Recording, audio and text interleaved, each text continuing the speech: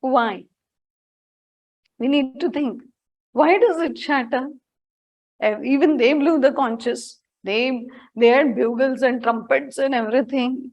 Here, just the blowing of the conches of these Pandava people makes them disheartened.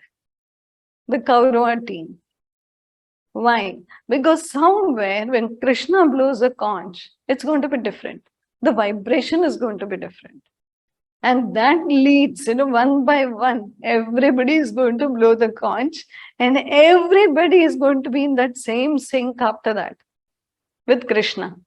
So it's very powerful vibrations, very, very powerful vibrations. So when there is so much powerful vibrations, naturally they're going to be shaken a bit because they feel, oh, now there is something. Because they are not foolish, they are very intelligent. The Kauravas, they can sense the difference. They know what is a loud sound. They know what is a harsh sound. They know what is a sound which will, depict power. And what is it that is divine? And when it is divine when there is a proper sync of the body and mind. So this is where we are all failing. There is no sync between the body and the mind. So we need to do it. And we need to work on it. Why? Because we want to be healthy, first of all, the basic. But otherwise, we need to hear the unstuck sound. We want to hear that soundless sound at some point of time. Right now, we can't hear it. Because again, as you say, too much we are stuck with the body and the mind. Too much. So how do we unentangle ourselves from the body and the mind? We need to get involved. As we ended the last session, we need to involve and not entangle. This is a challenge because when we say unentangle, that means your own identity also gets kind of broken with that. Because like I said, Mother Teresa doing for everybody, she does not say, this is my son, this is my daughter, this is my... For her, everybody is a human being. We have to look at everybody like that to be able to reach that state. Right now, that's why I took up the question for adoption. We are not able to. Mera.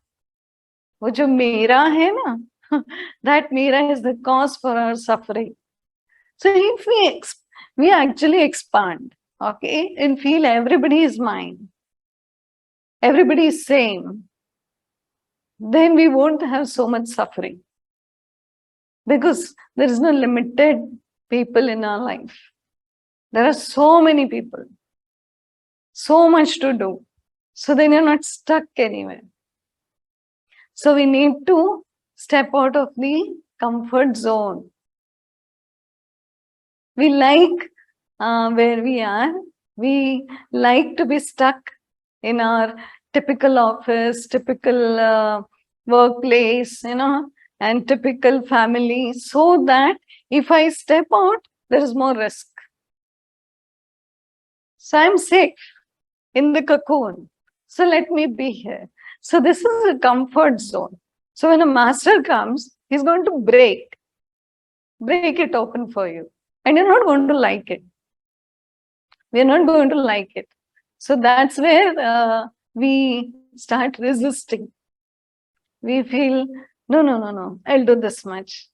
No, this is enough. I have to take care of my family also now. So, but where did the master or anybody tell? Even Krishna tells that you leave your... Krishna himself had a family. Krishna is married. Arjuna is married. And he's advising, see, there is no connection with the marriage and all these things with what we are supposed to do in life. That's two different things. All that you're supposed to do in your life is find out who you are.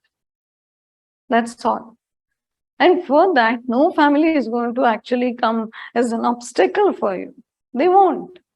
We only make the family an obstacle in our own journey, and we use the family because we are afraid What will happen if I know myself? Will I die? What will happen? Will I change? Suddenly, will my relatives will not be my relatives? Will I feel distance from my child? These fears come. Nothing of this sort happens actually. Everything continues the same way. Yet you feel better because somewhere you've distanced yourself from the role, not from the people. You can be more close to the people. Doesn't matter anymore. But you distance yourself from all the roles and understood that the roles are to be played. I'm not the role. Very important to understand that I'm not the role. Right now, what are we stuck with? Our roles. Why is Dhritarashtra so worried? Because he's a king. He doesn't want to lose anything. Why is Duryodhana behaving like this? Greed, jealousy. And now how Arjuna is going to behave? He is going to go completely haywire, completely different, on a different track altogether. But we need to understand what he feels also. But first of all, we need to understand that through the journey of transformation that we have taken up, okay, this is not easy. But if you really want to get into the actual place where you want to transform, then you'll have to take the beating, technically. See, now there is a story I'll tell you. There is a beautiful marble statue, and it's placed in a beautiful hall with beautiful marble tiles. Okay. Now people every day come look at the statue, take pictures and all that stuff, and they go. Now one night, the marble tile starts speaking to the marble statue. Okay, and says, it's not fair. Everybody comes, steps on me, and then they stand next to you and take pictures. And they praise you, they touch you, and they just adore you. But it's not fair. No? They stamp on me and they reach you. So then the marble statue says, see, my dear, we are both of them are from the same material, from the same factory, from the same place. So then the marble tile says, that's why, no, that's why I'm upset. We both come from the same place and I'm stamped on, whereas you are, such a beautiful statue and adored. So then the statue reminds, when the sculptor had come and he was chiseling and hitting and breaking, you were crying, you were shouting, so he dropped you and he picked me and I allowed that. So then the marble tile says, but that was so painful. He was a horrible man. It was so painful. Naturally, I resisted that. So then the marble statue says, you resisted that. So you're a tile today. And I did not resist that. So I am where I am today. I'm a statue. Because to be able to transform, to be able to be, sculpted, there is some pain. Okay. But finally, when you think about it, there is no pain. But at that moment, you feel pain. Like right now, if we take up some project and we say, okay, 15 days, all of us will go somewhere, you will feel pain. But after the project is over, you will feel lot of joy. So the initial pain is for a bigger gain. And there won't be gain, like there won't be money, there won't be some gift or some power or something. You will feel more powerful. So like people go and stay in the ashram for 1 month. They leave their family for 1 month and go. They feel so powerful when they come back. But during that time, that pain, of separation is there. But then you also gain because somewhere you need to actually transform and be who you are. Right now, imagine all the time we are some role or the other. When are we going to drop the roles? No need to drop the roles. No need to drop the roles, but at least step back and see who's playing the role. There's only one actor, okay, playing so many roles. So check at least who is the actor. Uska base kya hai? Check your own, do your own SWOT analysis. Check your strengths and weaknesses. Check. We rarely do that. We are so busy with the roles. It's like Amitabh Bachchan forgot he's Amitabh Bachchan. All the time he is, whatever roles he played, hundreds of roles he has played. All the time he is in some role. And he forgot who he is. Are we in that state? In all these roles, did we forget actually base me who we are? We need to check. This is going to be contemplative and we need to think about all these things. So what were the shlokas? Transcendental conscious. Okay. Why? Because there's Krishna there. It's going to be high vibration. Then next comes all the list of people and the disheartened Kauravas. Okay. So do we have time? 10 minutes. Okay. So we'll take the 2-3 more shlokas today. 20.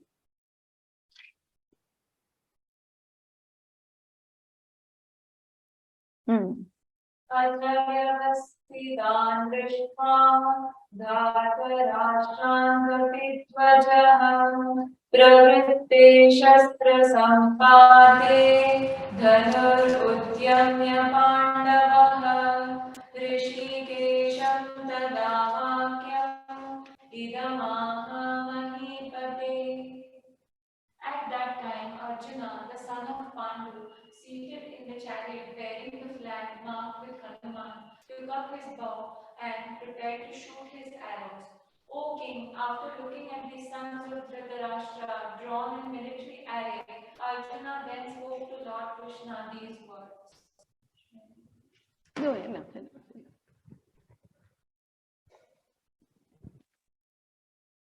Okay, so now Duryodhana story is over, okay? Uska role khatam. And technically Dhritarashtra's role is also not more. So now Arjuna's dialogue is started.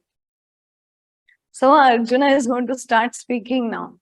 And it's going to be a lot of fun from now onwards, okay? Till now it was like, forming the base. Now starts his anxiety. So that we have to go through the whole thing. Right now, what we need to understand is, in the Bhagavad Gita, as I said, there are 3 sections, okay? Section 1, 2, 3. 1 to 6, 7 to 12, 13 to 18. 3 sections, of which, how we understand this is, there is karma, which is action, okay? Then there is devotion, bhakti, and there is knowledge, okay? So 1, 2, 3. We started the first session with 3. So we need the 3 all the time. So here also, why this Bhagavad Gita is so much, preferred, or a lot of people want to go through it and understand it. It's because it offers a place for everybody. Somebody who says, I don't want to be in devotion. I just want to understand everything. Rational thinker, go ahead. Now somebody said, I don't understand what all this Vedanta and this Sankhya. I'm just, I just want to flow in devotion. Yes, 6 chapters for you. Those who say, I don't want both of these. I just want to do my action. Okay, 6 chapters for you. So this division is there beautifully. 6 plus 6 plus 6. How it is understood is also Tattvamasi. We know this, big Vakya. Tattvamasi is, Tvam is the first 1 to 6. Thou. Okay, it's all about me, my action. Then Tat, that. You. So there comes all that. Devotion. Tu hi tu hai, kind of thing. So 7 to 12 is all about Tat. And the first is about Tvam. me, action. And asi is ease. Okay, what is pure consciousness. So that is the knowledge part. So tattvamasi. We can divide that three again. So this three is going to continue all through. Okay, and all through your day also you need to keep checking these three, how they go up and down. Where is the rajas? Where is the tamas? If you're yawning now, oh, it's time to go to bed. No, it's, almost 11, I think, in India. So we can understand. So all this, if you start yawning and you feel like, oh, it's nice to listen, we can just doze off. It's a bit of tamas. Probably you just ate now. So that will cause that kind of thing. So I would, if you really want to absorb and really want to hear it out, eat your dinner at least 2 hours before the session.